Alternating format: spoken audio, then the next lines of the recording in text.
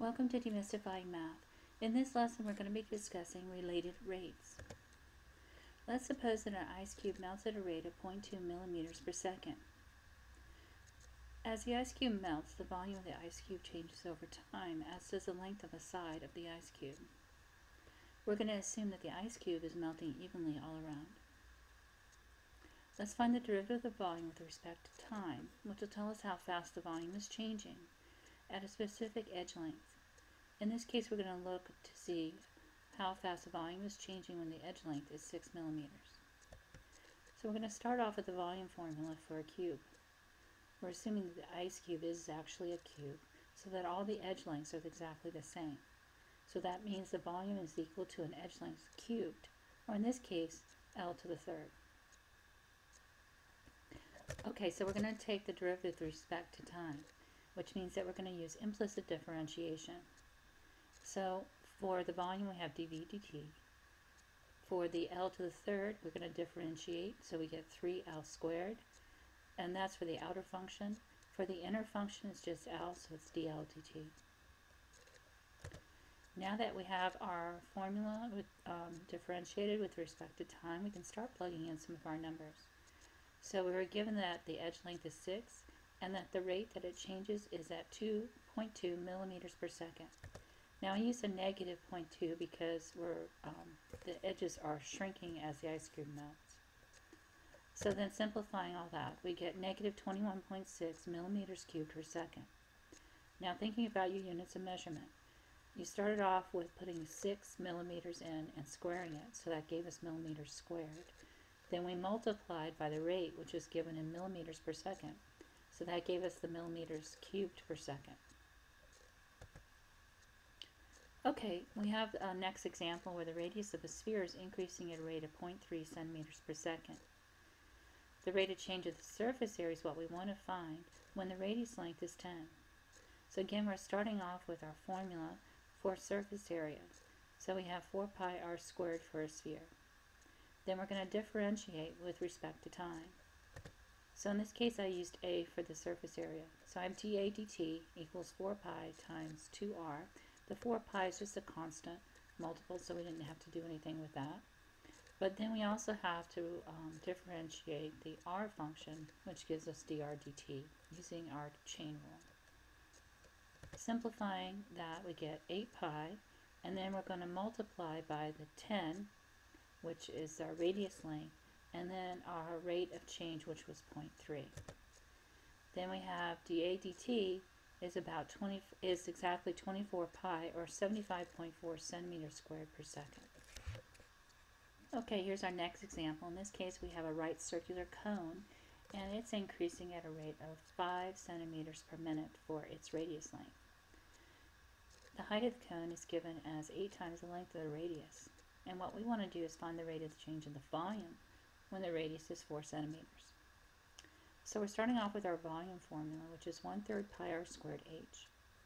Now in this case, we were given the height in terms of the radius. So we're going to replace the h with 8r. Remember, in the equation, in the problem, it said the height of the cone is 8 times the length of the radius. Then we're going to simplify our formula down to 8/3 pi r cubed. Now that we have our volume formula, we're going to differentiate in terms of time. So we have dv dt is equal to 8/3 pi times 3r squared, and again, differentiating the r function, we have dr dt. Then simplifying that, we get 8 pi r squared dr dt. Now that we have our volume differentiated in terms of times, we can start plugging in our numbers. So we have 8 pi, our radius length is 4 squared, and then our rate is 5. So multiplying through, we get 640 pi centimeters cubed per minute, or approximately 2010.6 centimeters cubed per minute. Okay, for our next example, we have a plank that's moving along the graph of the function 1/3x minus 2all squared. Our x value is moving at a rate of 5 inches per second, and what we want to do is find the rate that the y-coordinate is moving. Okay, so here we have the graph of 1/3x minus 2all squared, and we have a tangent line drawn at x equals 1. what you can see about the tangent line is that it's a very steep but negative slope. And what we want to do is compare the slope at x equals 1 to the slope at x equals 2. Now, as I move my x value, what you should notice is that when we're at x equals 1, the y value is moving at a much faster rate, but toward the negative than the x value is. Now, as I move my x value closer to 2, what you should notice is that the y value is not moving much at all, but the x value is moving quite a bit. So we should expect a more shallow slope here, but negative, than we would expect here. This is a much steeper slope, but negative. So let's go ahead and compare our rates of change. Okay, so the first thing I'm going to do is rewrite my function as y equals 3x minus 2 all to the negative 2. That will make it a little bit easier to take the derivative. Again, we're taking the derivative with respect to time. So we have dy dt equals negative 2 times the 3x minus 2 all to the negative 3. Then the derivative of the inner function is going to give us 3 dx dt. Simplifying a little bit, we get negative 6 over 3x minus 2 all to the third times dx dt. Now that we've got our formula in terms of a derivative with respect to time, we can start plugging in our numbers. So our x value is 1 and our rate of change is 5. Well, our denominator is just going to give us 1. So we end up with negative 30 inches per second, which is what we expected, a very steep slope, but negative when we're at x equals 1. Now let's compare that to our x value equal to 2. So the only change that we have here is that our x value is 2, our rate is still the same. So then all we have to do is simplify that. So we get negative 30 over 64, or approximately negative 0.47 inches per second. Now again, that's very shallow, but negative slope still. So it's still decreasing, but it's more shallow than what we found at x equals 1, which was what we expected.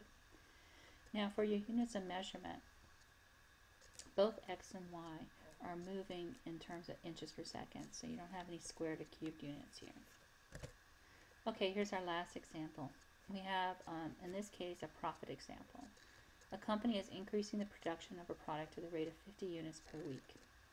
The demand function is given by p of x, which equals 100 minus 0.02x.